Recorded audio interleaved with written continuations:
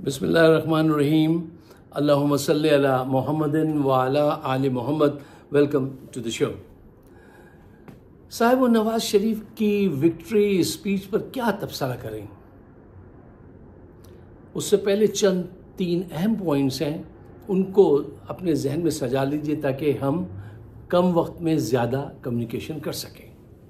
Point number 1, मादर मिल्लत जब election लड़ी तो उनके मुकाबले में थे जनरल अयूब खान। खूब धांधली कराई गई, खूब जुल्म व सितम के बाजार गर्म किए गए और एक जर्नल जीता। मादर मिल्लत के लिए उसके ये अल्फाज थे कि ये गद्दार है, मादर मिल्लत गद्दार है। और भुट्टो, जिनको स्टॉलवर्ड समझते हैं, हम डेमोक्रेसी का बहुत बड़ा, आज मैं सबके हक़ाइक़ आपके सामने रखूँगा, जिनको बहुत बड़ा मैं भी समझता हूँ, लेकिन उनकी कुछ बातें ऐसी हैं जो दिल में रहती हैं कि कितनी गलत बात की थी। उन्होंने मादर मिल्लत पे बदकिरदारी का इल्ज़ाम लगाया था कि ये शादी क्यों नहीं करती, क्या चक्कर है। ये इसको रोते हैं। वडेरा सोच क्या होती है, यही है जो आप देख रहे हैं, आज भी वही है। अच्छा, इसकी बड़ी तफसील है, अलग से कुछ वीडियोस बनाऊंगा इंशाल्लाह इस पर। अच्छा, अब आइए देखिए 70s में जब मुजीबुर रहमान की पार्टी को अक्सरियत हासिल हुई तो जर्नैलों ने उसको हुकूमत नहीं दी, ये भी गद्दार है, उस पर भी ये इल्ज़ाम था। जबकि हकीकत यह है कि अगर आप उसके नुकात को सुन लें और उससे अगर अच्छी तरह से बातचीत की जाती तो पाकिस्तान नहीं टूटता। इनको इससे गर्ज नहीं थी, वो शराब पे शराब उंडे ले जा रहा था जनरल। ये जर्नलों की यही सारी हिस्ट्री है, कोई शराबी है, कोई जानी है, कोई कुछ है। अच्छे लोग भी हैं लेकिन वो बहुत कम हैं। मुल्क टूट गया और इन्होंने उसको हुकूमत नहीं दी। पॉइंट नंबर 3, आज जब इमरान खान बड़ी अक्सरियत से जीता है, मतलब पूरी दुनिया ने देखा है यार, पूरी दुनिया ने देखा है साहब। आज जो दौर है वो तो वीडियो ऑडियो का दौर है ना, एक सेकंड में वीडियो इधर से उधर पहुंच जाती है। पूरी दुनिया ने देखा है और आज पूरी दुनिया एहतजाज भी कर रही है। यूरोपियन यूनियन भी कह रही है, सारी अमेरिका, सारे लोग कह रहे हैं कि भाई ये किस किस्म की धांधली है, ये क्या कर रहे हो तुम लोग। इन्होंने फिर एक करप्ट आदमी को, जिसको 3 दफा ये उतार चुके हैं और खुद इकरार कर चुके हैं कि जब गद्दारी करने लगे कोई मुझसे तो उतार देते हैं, उसको फिर ले आए हैं। अच्छा, चौथा पॉइंट, ये एक तारीख़ी हकीकत है कि जब पाकिस्तान बना तो जर्नैल नहीं थे, फ़ौज नहीं थी, और जब पाकिस्तान टूटा तो फ़ौज थी, ये जर्नैल थे। और इन जर्नैलों का, फ़ौज का नहीं, इन जर्नैलों का बड़ा हाथ था, इनकी हिमाकतों का हाथ था।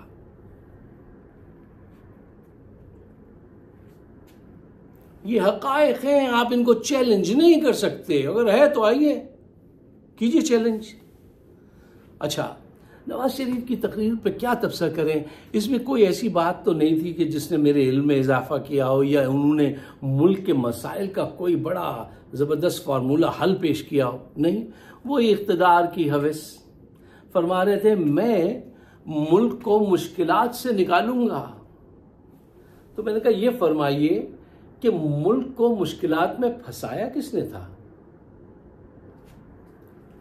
मुल्क को मुश्किलात में फंसाया किसने था। 30 साल तक तुम मनी लॉन्ड्रिंग करते रहे हैं। मैं आपको साहब एक बात बताऊं, जिन 10 साल, पिछले 30 साल जो गुजरे हैं, उसमें जब ये वहां से अकामा ले रहे थे और अपनी जेब में रखते थे, ख्वाजा भी अकामे पे था, कहीं प्लम्बर काम कर रहा था, ये कहीं बैंक मैनेजर थे, क्या थे, ऐसे झूठे अकामे लेते थे मनी लॉन्ड्रिंग के लिए।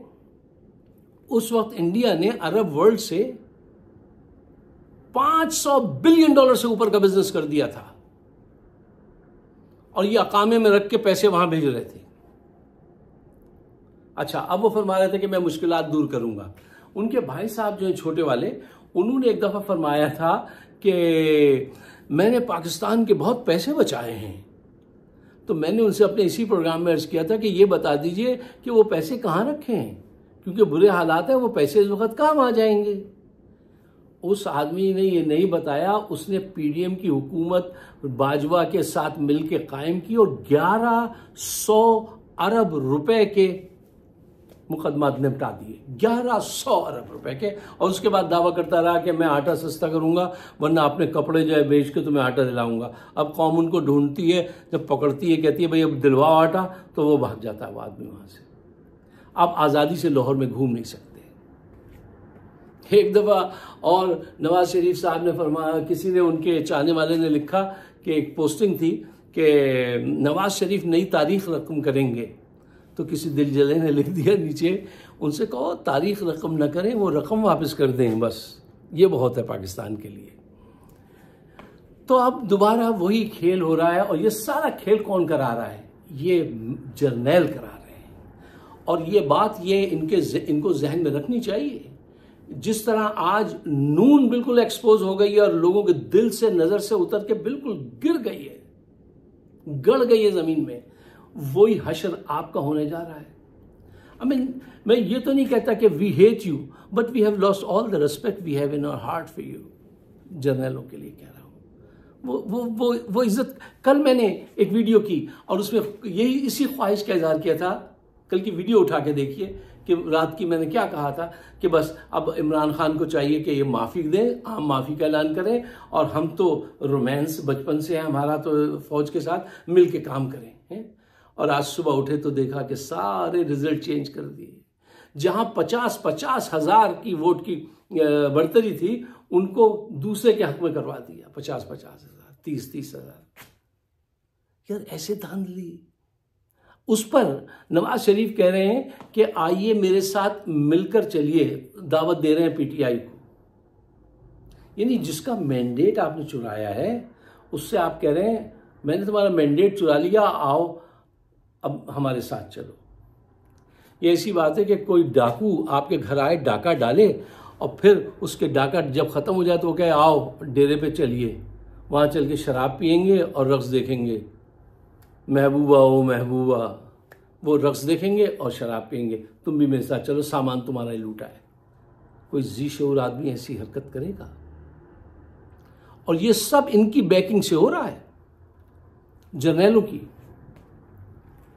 देखिए आसिम मुनीर साहब ने ये बात कई दफा कही ना, सियासी इस्तेहकाम कायम करेंगे और मईशत को बेहतर करेंगे। भाई ये तुम्हारा काम ही नहीं है, एक फौजी जनरल का ये काम ही नहीं है, तुम इसके लिए ट्रेंड ही नहीं हो, ना तुम्हें इसके लिए पढ़ाया गया है, ना तैयार किया गया है। और अब दयानतदारी से बताओ, क्या सियासी इस्तेहकाम इस तरह से आएगा कि तुम करप्ट लोगों को चुन चुन कर लाओ और उनसे दोबारा वही हुकूमत बनवाओ? अभी 18 माह हमने उन्हें भुगता है और गरीब तड़प के रह गया, इतने बड़े बड़े बिल खुदकशी करने पे मजबूर हो गया। अब दोबारा वही टोला जो है उसको तुम ला रहे हो, सियासी इस्तेहकाम हासिल होगा?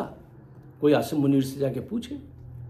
मईशत बेहतर होगी उनके हाथों जो मनी लॉन्ड्रिंग के एक्सपर्ट हैं, जिनके लिए यूरोप में किताबों में पढ़ाया जाता है। इनकी तस्वीर लगी हुई है जरदारी की और नवाज की कि हुकूमत जो होती है वो कैसे करप्शन करती है।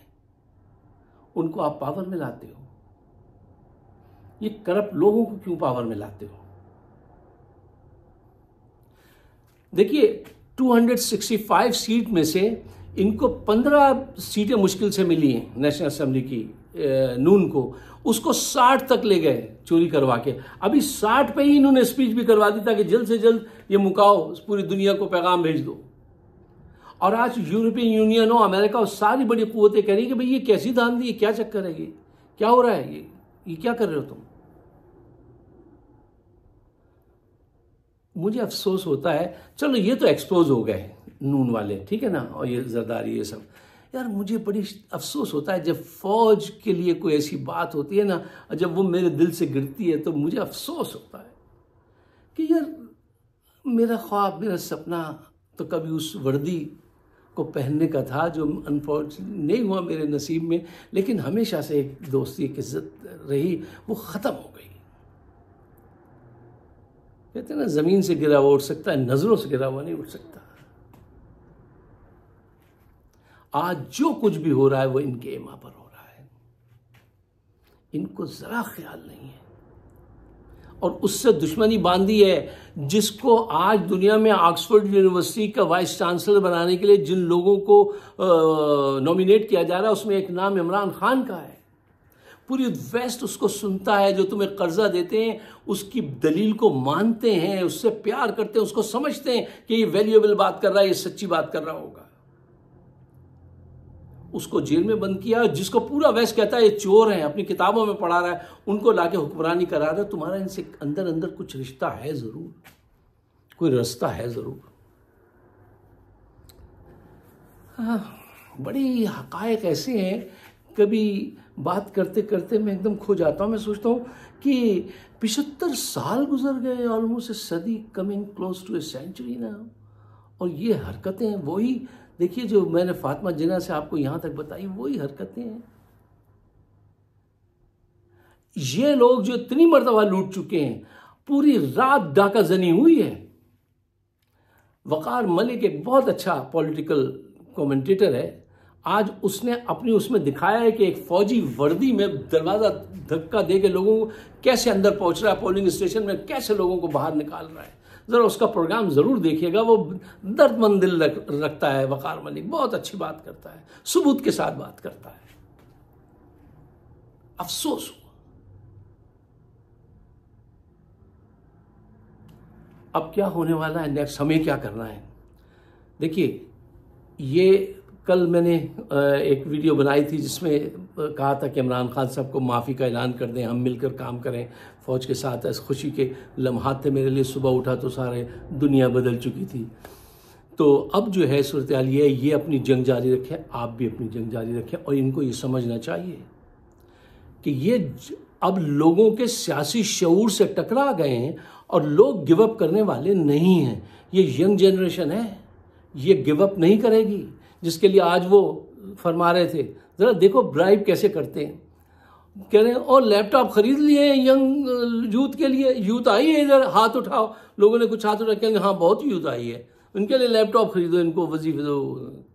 वही चोर बाजारी, वही 60s वाली बदमाशी और बेशर्मी। आपको अदलिया में जाना है तो वहां पे जंग जारी रखनी है। ये जब तक आप अपनी मंजिल को ना पहुंचे, आपने रुकना नहीं है, गिव अप नहीं करना है।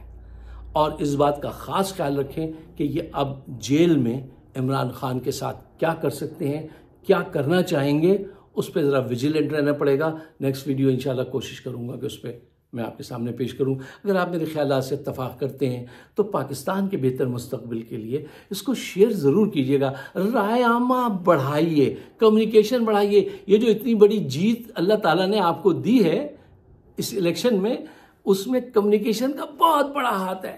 And I am extremely profoundly happy. What A legendary success. इसने सोशल मीडिया ने साबित किया। ये मेरे जितने सिपाही हैं, हमारे सारे, हम सब जो सोशल मीडिया पे हम सिपाही हैं इमरान खान के, और क्या काम कर दिखाया है। ऐसे ही अपनी हिम्मत जवान रखनी है और इनको घर तक पहुंचाना है। अपने ख्यालात से ज़रूर नवाजिएगा। हमारा शो होता है फाइक सिद्दीकी शो, सब्सक्राइब कीजिए और बड़ी इनायत होगी। शुक्रिया, खुदा हाफिज़।